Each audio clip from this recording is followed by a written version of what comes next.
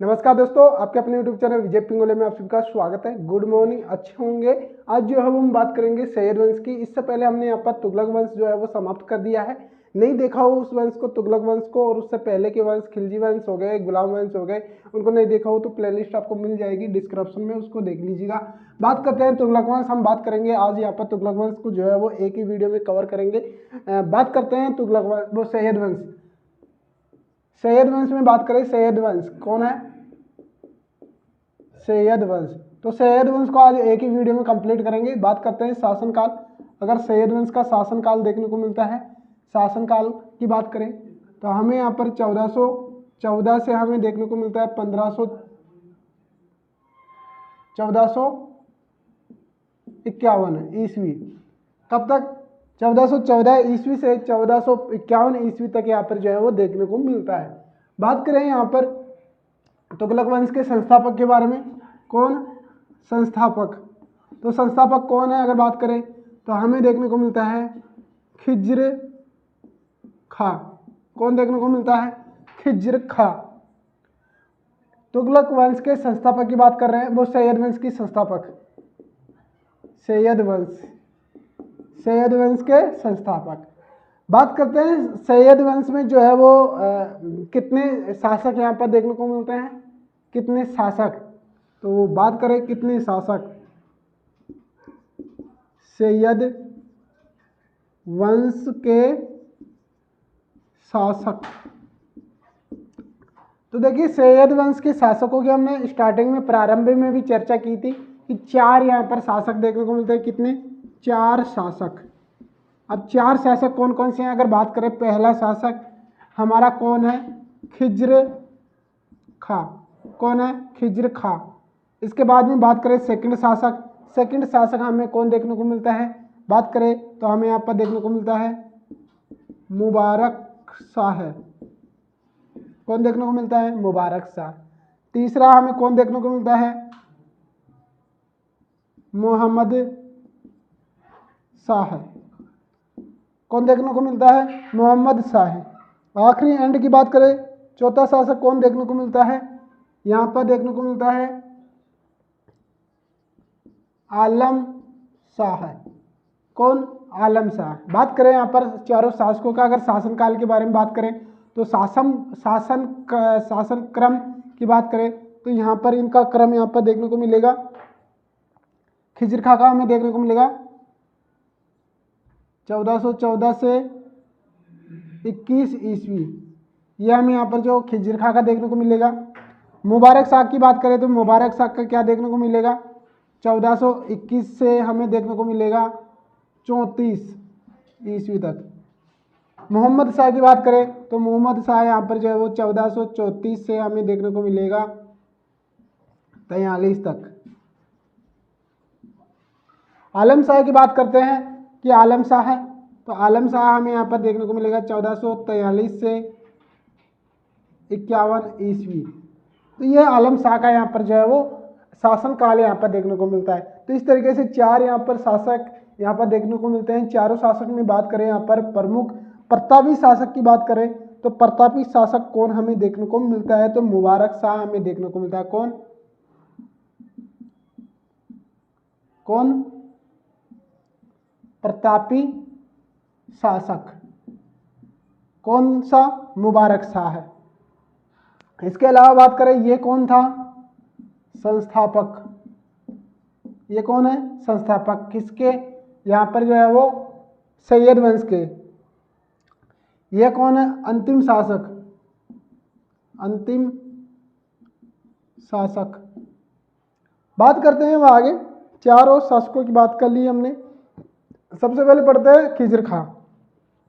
देखिए खिज्र खा, इससे पहले अगर बात करें तो सैयद वंश के संस्थापक खिज्र खा हो गए। इसके अलावा यहाँ पर बात करते हैं कि यहाँ पर जो है वो अफगान से आए हुए यहाँ पर जो है वो शिया यहाँ पर राजवंश की अगर बात करें तो प्रथम यहाँ पर जो है वो देखने को मिलता है। तो प्रथम राजवंश हमें देखने को मिलता है जो अफगान से आई हुई थी। बात करें कौन सी? सैयद, यहाँ पर जो है वो सैयद वंश के बारे में क्या देखने को मिलता है? संतुलित काल में एकमात्र शिया राजवंश क्या है? भारत में आए एकमात्र शिया राजवंश, एकमात्र शिया राजवंश भारत में, या फिर आप यहां डाल सकते हो सल्तनत, दिल्ली सल्तनत में आए एकमात्र शिया राजवंश। तो ये कौन सा था? शिया राजवंश था। तो शिया राजवंश की बात हो गई है। अब बात करते हैं हम पहले शासक कौन से, यहां पर जो है वो खिज्र खां के बारे में। थोड़ा सा मैं आपको बता दूं कि खिज्र खां कैसे आया था, खिज्र खां कैसे शासक बना। अगर बात करते हैं यहाँ पर, चलिए सैयद वंश में हम बात करेंगे किसकी? खिज्र खां।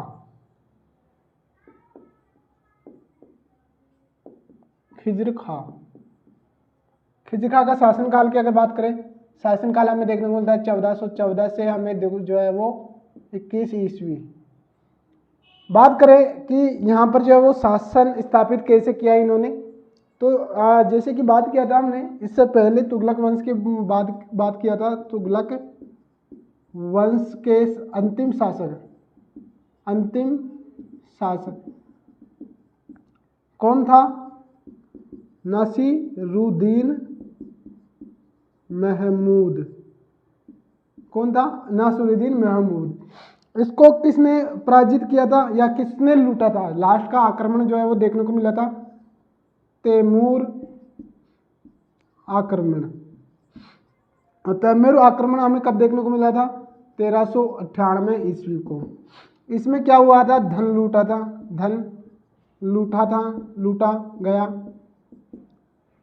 धन लूटा गया किसके द्वारा? तैमूर लंग के द्वारा। इसका सहयोगी कौन था? अगर बात करें कौन सहयोगी कौन था? तो सहयोगी में कौन था? खिज्र खां। तो खिज्र खां ही सहयोगी था। यह मैंने वापस से बताया आपको। सहयोगी कौन था? खिज्र खां। और खिज्र का किसका सहयोगी था? बात करें तैमूर लंग का। और तैमूर आक्रमण में धन लूटा, इसलिए क्या हुआ? तैमूर लंग ने जाते समय, अगर बात करें जाते समय तैमूर लंग जब जा रहा था, तो यहां पर मैं आपको बता दूं तैमूर लंग जाते समय, बहुत इंपॉर्टेंट बात है ये, तैमूर लंग जाते समय खिज्र खां से प्रसन्न होकर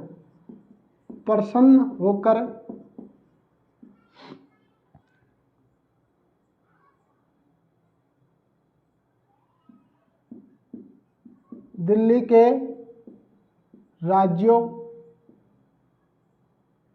राज्यों जैसे बात करें किस पे?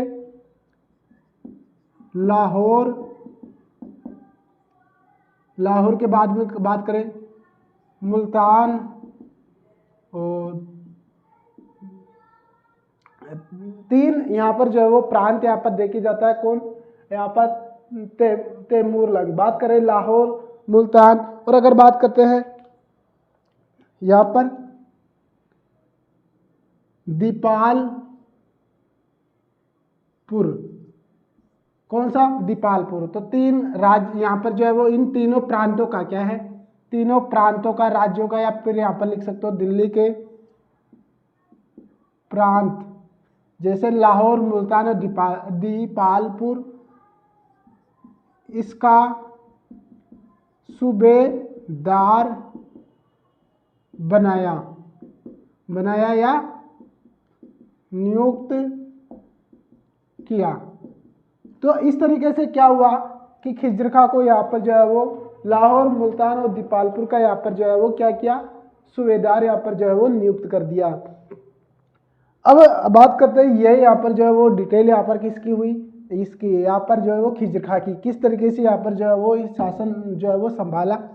और इसके अलावा बात करें इनके अलावा बात करते हैं हम, और थोड़ी सी बात कर लेते हैं यहाँ पर कि इन्होंने जो है वो सूबेदार बनाया गया।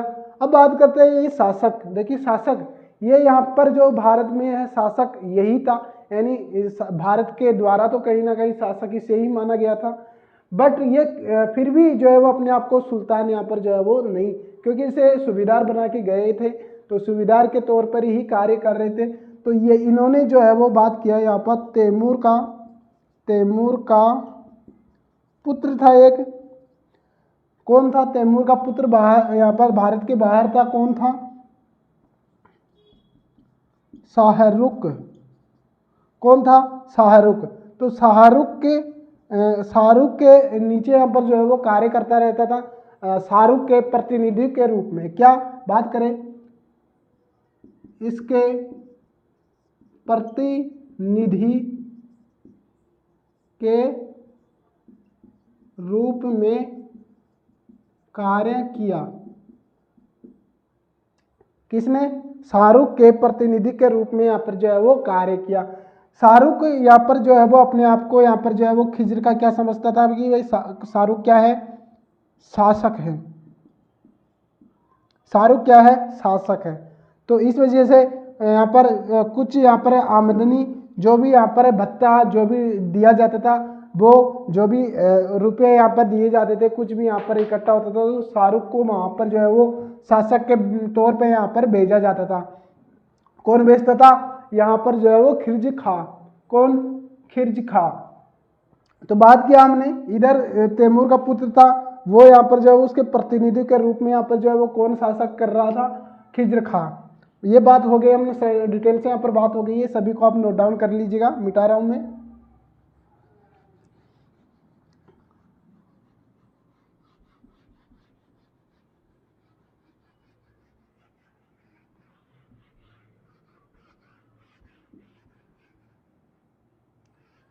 अब और क्या बातें हमें देखने को मिलती है? हमें यहाँ पर जो है वो देखने को मिलती है, अभी यहाँ पर बात करें तो अब और हमें क्या जानकारी मिलती है?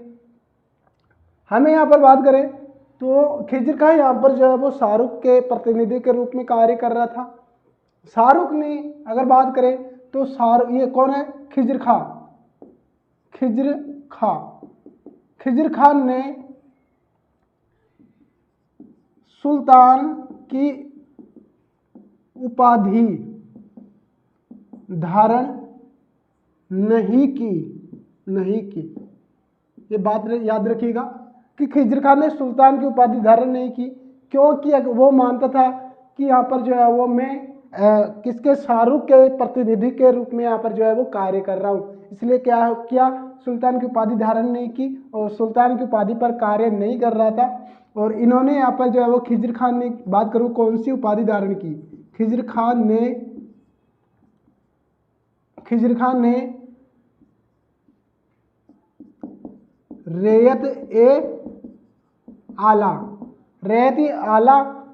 की उपाधि धारण की और शासन संचालित किया।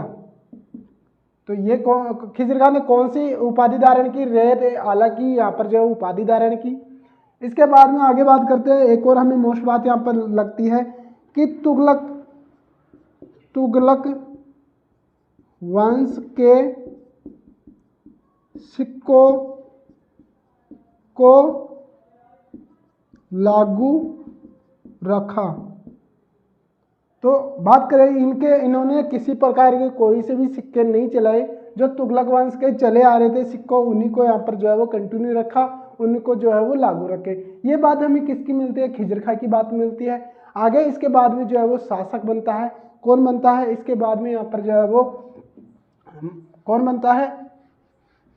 मुबारक शाह बनता है। इसके बाद में शासक कौन बनता है? इनका यहाँ पर जो है वो इनका पुत्र बनता है, कौन? मुबारक शाह है। कौन बनता है? मुबारक शाह। अब मुबारक शाह के बारे में क्या जानकारी मिलती है? मुबारक शाह के शासनकाल की बात करते हैं हम सबसे पहले। शासनकाल की बात करें तो 1421 से हमें जो है वो कितने देखने को मिलते हैं, 34 ईस्वी तक, 1434 ईस्वी तक हमें जो है वो इनका शासनकाल देखने को मिलता है। अगर बात करें ये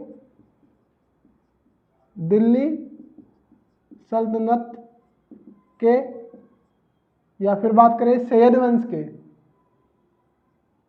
दिल्ली सल्तनत के नहीं, सैयद वंश के प्रतापी शासक थे। तो सैयद वंश के क्या थे, प्रतापी शासक थे। इसके अलावा बात करें तो इन्होंने जो है वो उपाधि धारण की, इन्होंने उपाधि धारण की। कौन कौन सी थी, एक थी हमें कौन सी देखने को मिलती है, सुल्तान, और एक देखने को मिलती है शाही।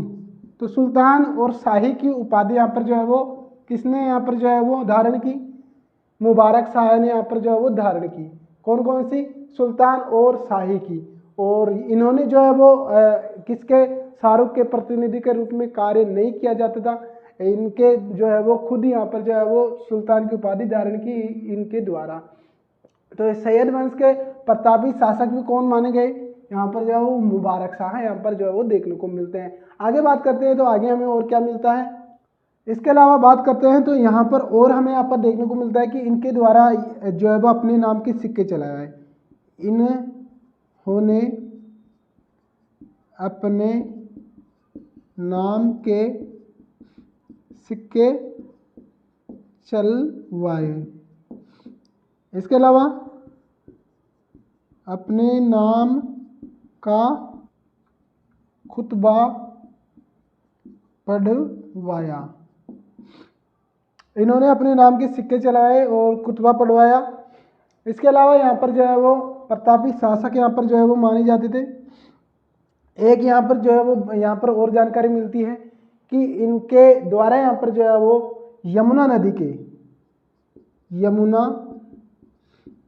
के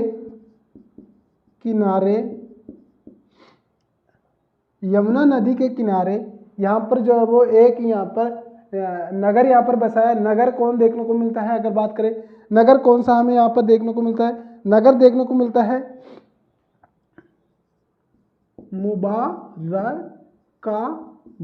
मुबारकाबाद नगर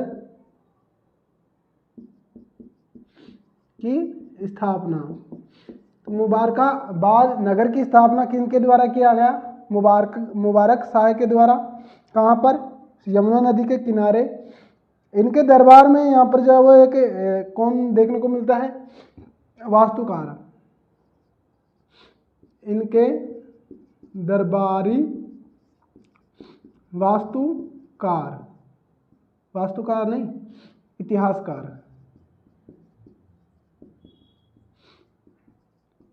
तो ये देखने को मिलता है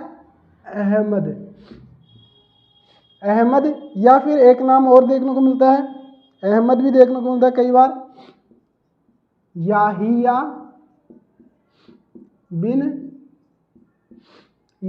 बिन एक नाम देखने को मिलता है सरहिंदी। क्या, याहिया बिन सरहिंदी, ये नाम यहाँ पर देखने को मिलता है। इनके द्वारा यहाँ पर जो है ग्रंथ यहाँ पर देखने को मिलता है, ग्रंथ दिख रहा हो तो ग्रंथ, इनका ग्रंथ है तारीख ए मुबारक शाही। इनका जो है वो ग्रंथ कौन सा है, तारीख ए मुबारक शाही। अगर देखने को नहीं मिल रहा हो तो यहाँ पर तारीख ए मुबारक शाही, तो ये यहाँ पर जो है वो ग्रंथ इनका देखने को मिलता है। इसके अलावा यहाँ पर जो है वो इनकी सभी बात हो गई, इनकी उपाधि की बात हो गई है। इन्होंने जो है वो सिक्कों पर नाम लिखवाया, अपने यहाँ पर कुतबा पढ़ाया, मुबारकबाद यहाँ पर जो है वो मुबारकाबाद नगर की स्थापना की इनके द्वारा। ये सभी इनके द्वारा यहाँ पर जो है वो देखने को मिलता है। अगला यहाँ पर शासक कौन देखने को मिलता है, अगला यहाँ पर जो है वो शासक देखने को मिलता है आगे। इनके बाद में यहाँ पर जो है वो शासक कौन देखने को मिलता है, इनके बाद में शासक देखने को मिलता है मोहम्मद शाह। कौन देखने को मिलता है? मोहम्मद शाह।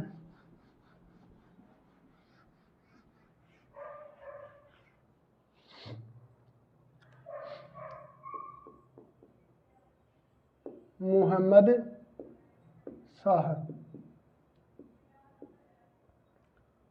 इनके समय की बात करें शासनकाल की तो हमें देखने को मिलता है 1434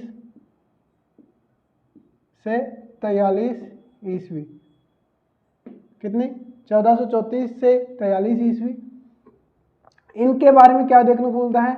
इनके बारे में हमें यहाँ पर देखने को मिलता है कि जो है वो इनके द्वारा यहाँ पर क्या क्या किया गया। अगर बात करें तो यहाँ पर ये कौन थे? देखिए सबसे पहले बात करें कि मोहम्मद शाह कौन थे, तो मोहम्मद शाह कौन थे? तो ये मुबारक शाह के भाई, मुबारक शाह के भाई कौन है? फिरोज का पुत्र। कौन है? फिरोज का पुत्र। तो ऐसे करके मुबारक शाह कौन हो गए? चाचा। मुबारक शाह कौन हो गए? चाचा। तो मुबारक शाह का भतीजा हो गया मोहम्मद शाह है। तो ये यहाँ पर जो है वो गद्दी पर बैठते हैं 1434 से 43 ईस्वी तक।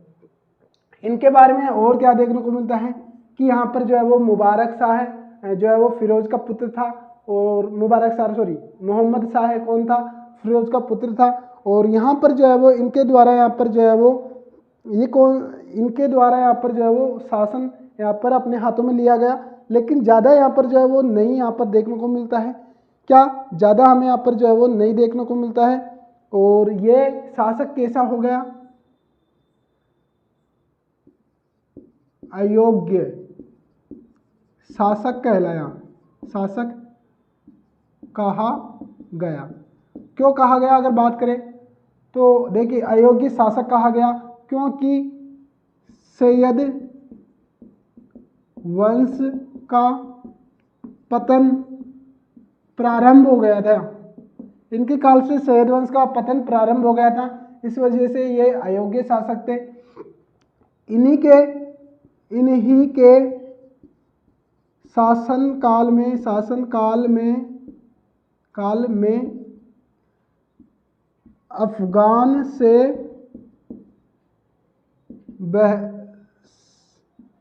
सरदार बहलोल लोदी भारत आता है। तो इनके ही शासनकाल में बहलोल लोदी जो है वो भारत आते हैं। बहलोल लोदी के भारत आने के बाद में यहाँ पर बात करें तो माना जाता है कि यहाँ पर जो है वो मोहम्मद शाह के द्वारा यहाँ पर बहुत ही प्रसन्न होकर स्वागत करते हैं इनका, और स्वागत करके इनको यहाँ पर जो है वो क्या करते हैं, एक यहाँ पर जो है वो क्या बना देते हैं। इसके बाद में अगर बात करें तो यहाँ पर जो है वो इन्हीं के शासनकाल में यहाँ पर जो है वो भारत आते हैं किसके? मोहम्मद शाह के। और इनके द्वारा यहाँ पर जो है वो बहुत सम्मान किया जाता है और इनको पुत्र कहकर पुकारा जाता है। पुत्र जाकर कहकर पुकारा जाता है किसके द्वारा? अगर बात करें तो यहाँ पर मोहम्मद शाह के द्वारा। और इनके द्वारा यहाँ पर जो एक उपाधि दी जाती है इनको, किसको? बहलोल लोदी को। बहलोल लोदी को क्या दी जाती है? उपाधि। तो बहलोल लोदी को उपाधि कौन सी दी जाती है? खान ए खाना। कौन सी? खान ए खाना। तो ये उपाधि किसके द्वारा दी जाती है?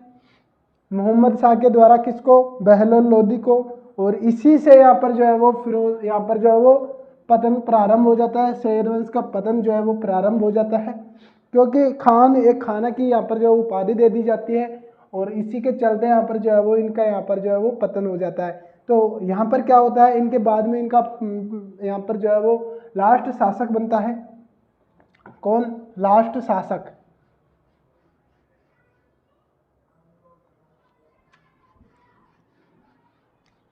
लास्ट शासक एक कौन बात करें, सैयद वंश का अंतिम शासक आता है इसके बाद में। जितनी भी मोस्टली बातें हो रही है वो बातें यहाँ पर जो है वो हम कर रहे हैं, जितना भी क्वेश्चन आपसे पुटअप हो सकता है उतने डीपली हम जाने की कोशिश कर रहे हैं। बात अब आती है कि यहाँ पर जो है वो अंतिम शासक कौन है? आलम शाह है। आलम शाह है। आलम शाह है, इनका जो है वो पूरा नाम की बात करें, पूरा नाम, तो यहाँ पर जो है वो अलाउद्दीन आलम शाह। शासनकाल तो यहाँ पर 1443 से 51 ईस्वी। अब बात यहाँ पर इनके बारे में देखिए, कुछ भी हमें देखने को नहीं मिलती। ये आप यहाँ पर याद रखिए कि इनको जो है वो उतार कर कौन गद्दी पर बैठ जाता है? इनको उतार कर यहाँ पर जो है वो बहलोल लोदी जो है वो गद्दी पर बैठ जाता है। तो क्या करता है? आलम शाह को गद्दी से उतारकर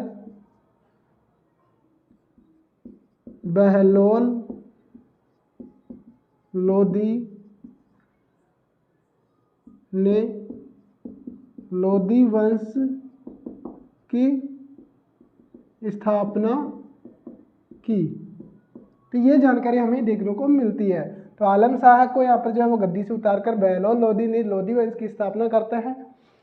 कुछ यहाँ पर ऐसे बोलते हैं कि बहलोल लोदी उतारता है, कई जगह आपको ये देखने को मिलता है कि आलम शाह खुद गद्दी को त्याग देते हैं।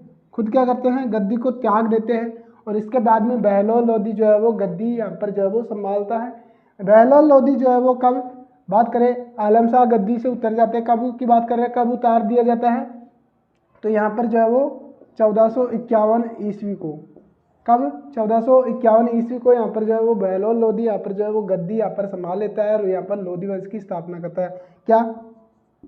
लोदी वंश की स्थापना बात करें कब करता है? 1451 ईस्वी में।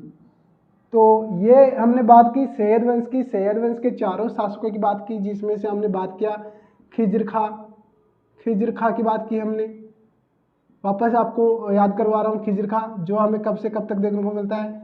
1414 से 21।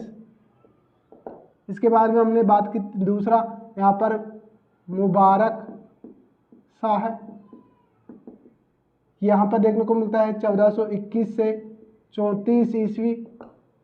इसके बाद में देखने को मिलता है मोहम्मद शाह, ये देखने को मिलता है 1434 से 43 ईस्वी। लास्ट अंतिम बात करते हैं आलम शाह देखने को मिलता है 1443 से 51 ईस्वी। और इसके बाद में कौन आता है? लोदी वंश की क्या हो जाती है? स्थापना। किसके द्वारा? बहलोल लोदी के द्वारा।